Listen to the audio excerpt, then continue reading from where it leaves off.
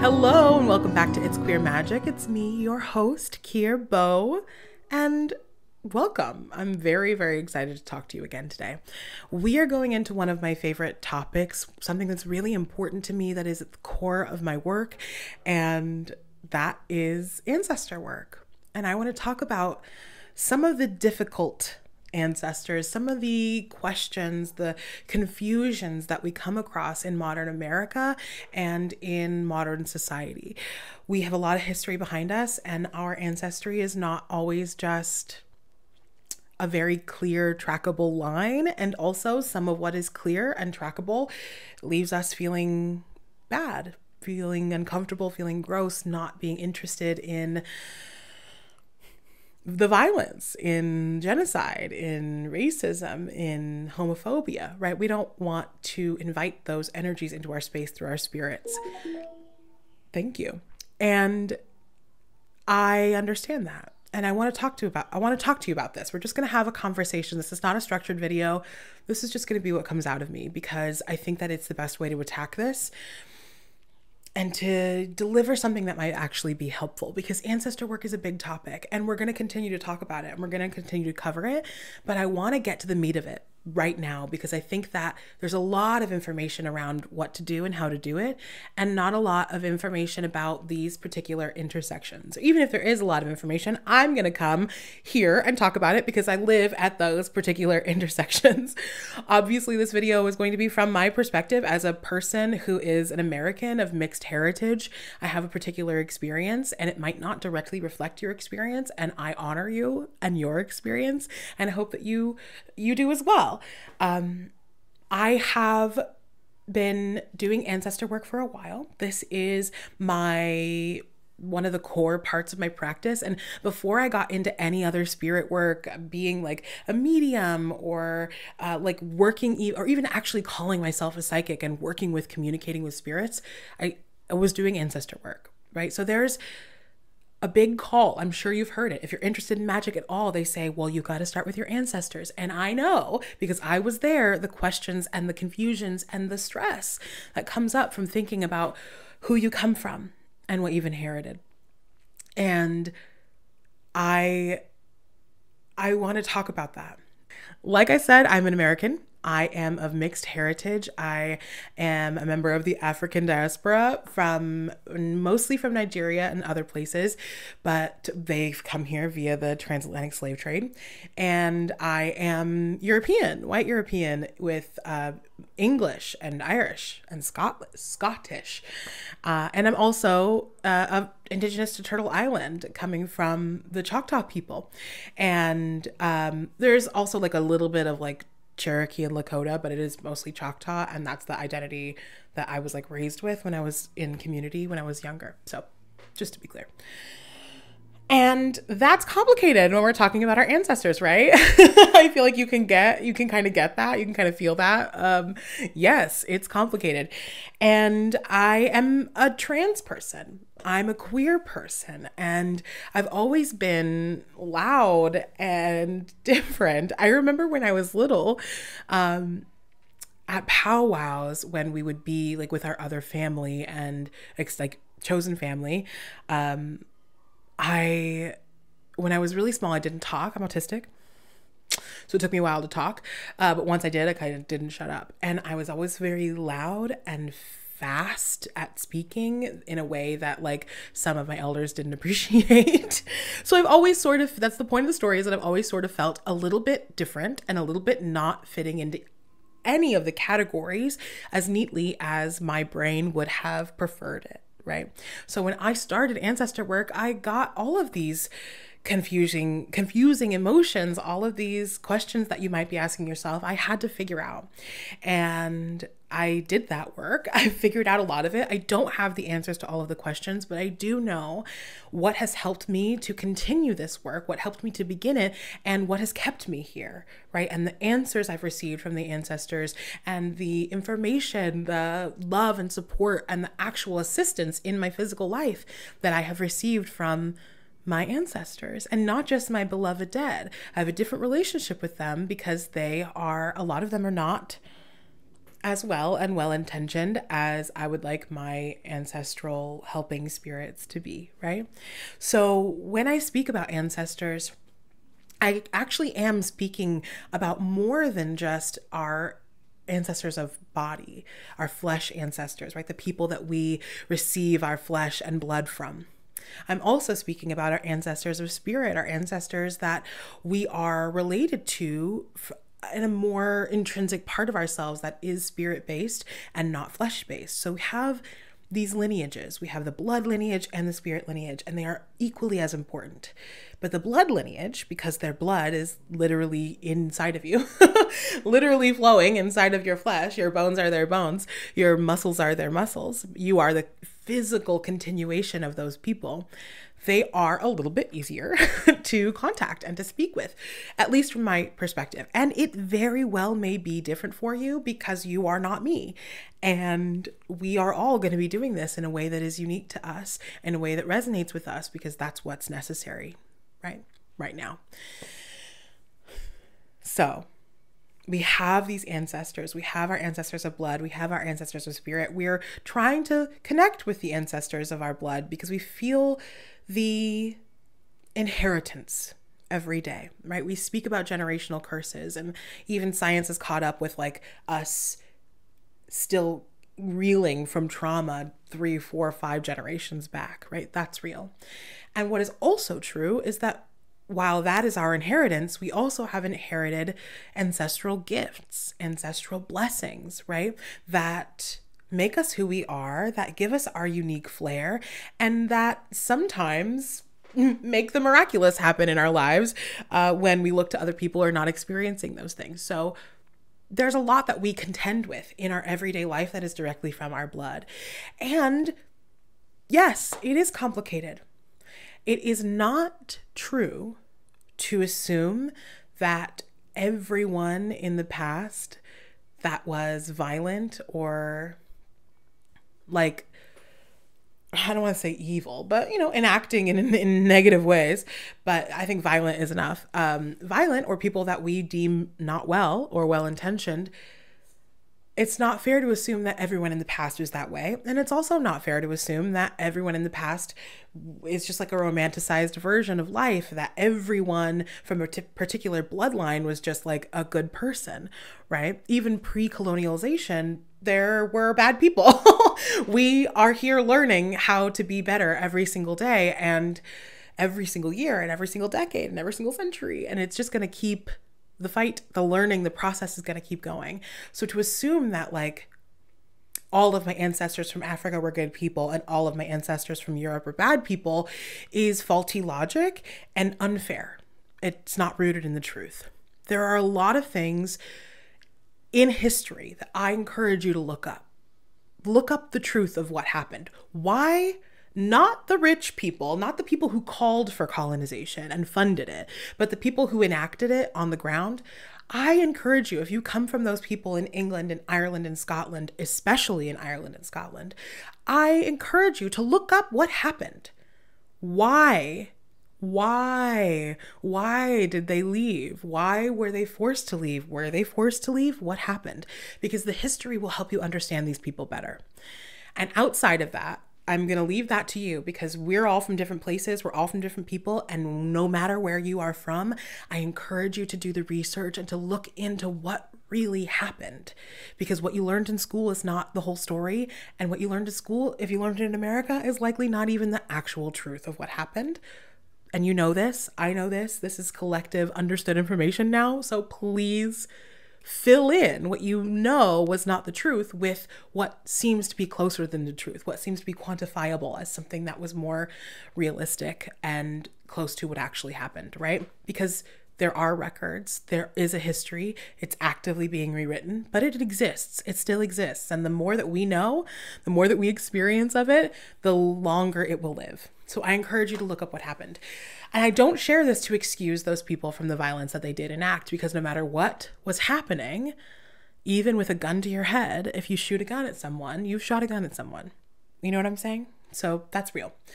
I don't share that to excuse it. But it is important that we challenge the assumption that everyone in our like colonizer side was a piece of garbage and, you know, didn't care about the other part of our ancestry. We don't know that. It is also not true to assume that everyone in your white or European ancestry, one, that everyone in your European ancestry was white, and also that the white people from your European ancestry were all super into racism and slavery. This one might activate you, it might trigger you. I get it.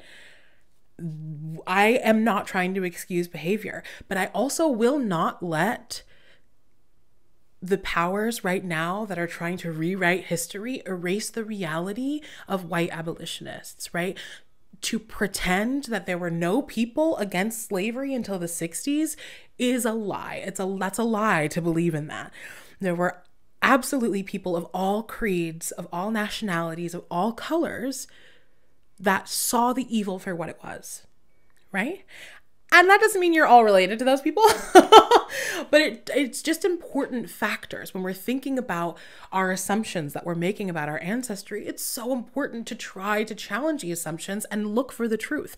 You very well may find that the people, you know, wishing that they were abolitionists and wishing that they were against slavery, and then you know, look it up and find that unfortunately, like, yours actually were super into it. Still doesn't mean that there's nobody that cares about you in your ancestral line, that there is nobody that's well-intentioned, right? And I get this question a lot of people being like, should I separate my cultures? Should I have an ancestor altar just for my African ancestors and an altar just for my European ancestors? And that is definitely an option. But I do suggest, if you're coming from a place where you don't know these people, where you don't really know where you're from, like you vaguely know you're probably African, or you vaguely know you're probably European of some kind, and you don't know, right?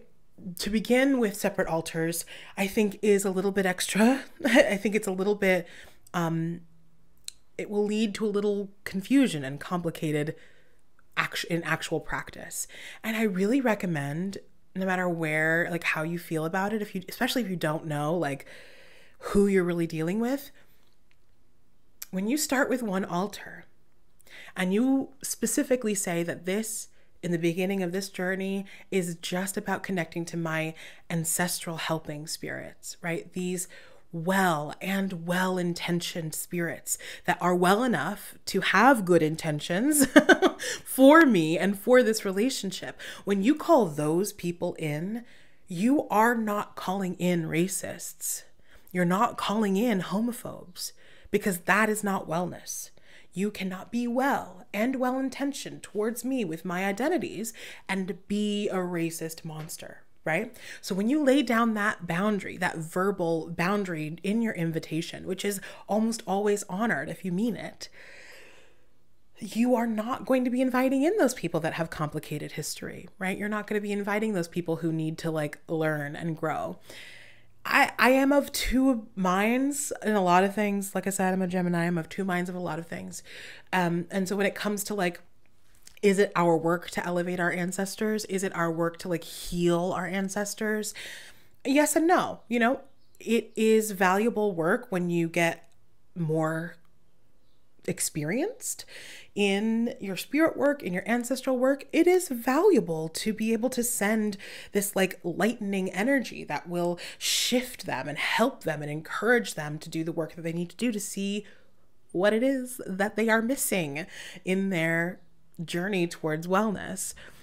And also, I kind of feel like when you're that far away, for the most part, you reincarnate. If you got stuff to do, if you've got to heal from one place to another step, like that's what being alive is for. So yes, you can venerate your ancestors. You can do an elevation to lift the energy of all of them. Absolutely. And you should once you get comfortable.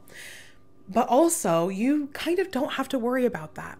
We're doing ancestor work to contend with what we have inherited. So if you are like, shit, I have this tendency to run from my feelings. I have this tendency to lean into my like chemical coping mechanisms, right? I don't know what you're dealing with, but whatever it is that is either a blessing or seemingly poison, it can be really addressed with the effort and intention and assistance of your well and well-intentioned ancestors. And it's like, here, this is a long video just to tell me to like say the words well and well-intentioned. And I, to you, would say, yeah. But also, I want you to like just see me and hear me when I tell you that you absolutely do have ancestors that care about you. You have ancestors that are well and well-intentioned, that in their afterlife experience are able to see you more clearly, and maybe it's not your grandma, right? Maybe it's not your close beloved dead, the people that you knew, but maybe it's somebody you never imagined existed that was cut off from your family line for being gay, that was cut off from your family line for being against slavery, that was cut off from your family line for being autistic. You know what I'm saying? They pretended that they were not a part of the family. That's what happened. But those spirits exist still. And it may take time calling out to them, tending to the altar for weeks before they hear that it's you, right? That it's them that you're calling to before they can make it to where you are. And I promise you, no matter how trans, queer, fat, autistic, neurodivergent you are, just like me, that there is an ancestor that looks just like you.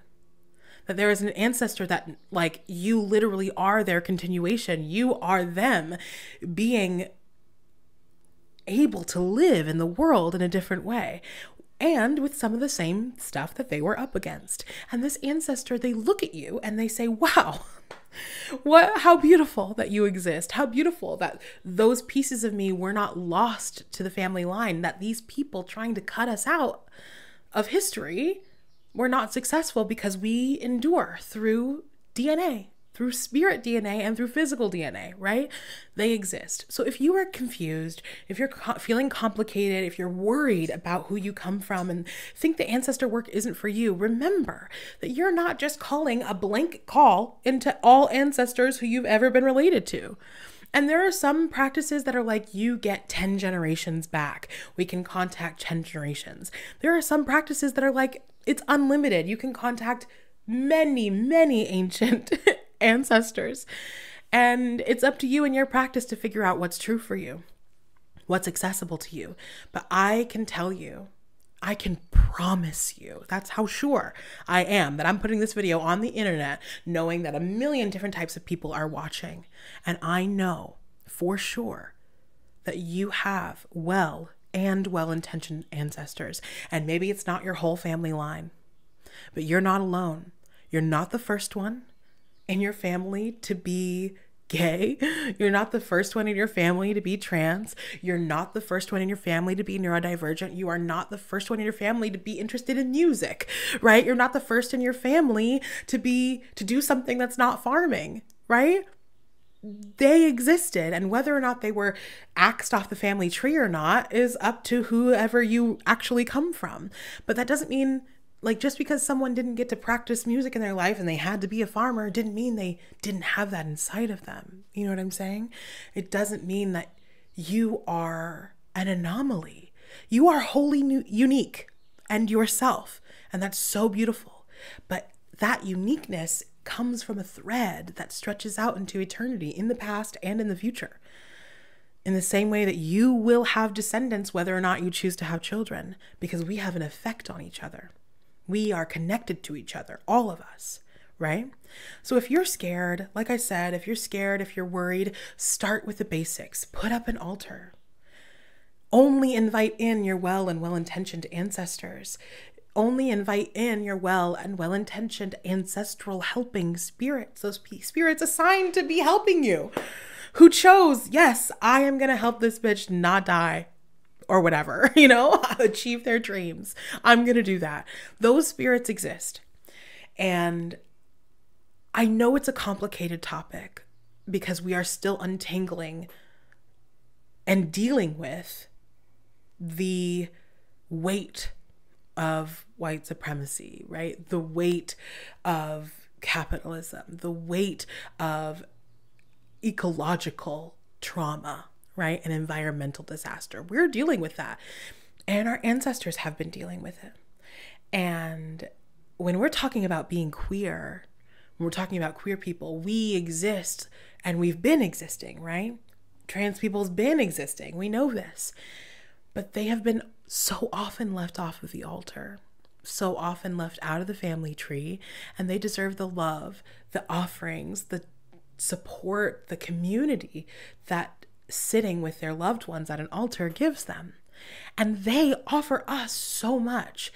Your ancestors can viscerally, physically help you. They were meant to be our first line of defense in the spiritual world, our first guides, our first warriors and protectors. Our spirit guides are there. Our spirit guides are there. And our ancestors are there. And our ancestors and our spirit guides have been there together from the start, right? And so it's not just I'm inviting any old white supremacist into my spirit world. No, I am only inviting the spirits that are related to me by blood and by spirit that are well and are well-intentioned. And maybe it's not 1,000 spirits for you. Maybe not, but it's not zero. It is not zero. So I encourage you, if you have any interest in ancestor work, to set up an altar, put up a glass of water and a candle, sit down and have a meal just in silence. Share a little portion of your plate with them and then throw it away at the end of the day. Put it in the compost, right? It doesn't have to be a lot. You don't have to waste. You don't have to make a big ordeal, right? And maybe you'll be called to do so when your relationship shifts.